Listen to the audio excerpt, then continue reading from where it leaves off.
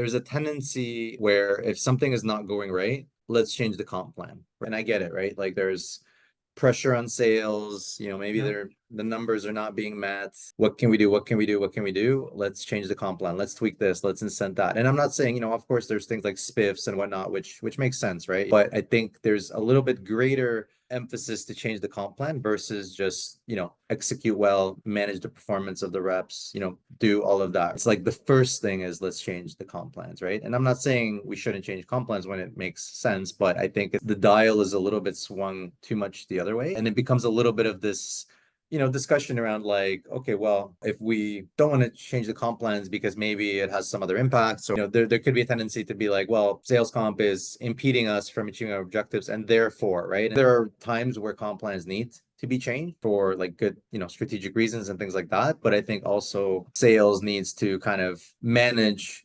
people and performance, not just through comp plans. We try to balance that out a little bit. Of course, we want to support the business, and we do. At the same time, have to be sort of mindful of, what impacts does it have on the reps? What operational impacts does it have on our team? Do we have the data? Does this create a manual process for us that we're going to have to kind of support indefinitely? Like there's a lot of different nuances that we have to consider. But I just think sometimes there is that mindset of tweaking the comp plans is the thing to do, or one of the first things. So I think somewhere there's, to use the overused word of there's a balance that, that can be that should be achieved.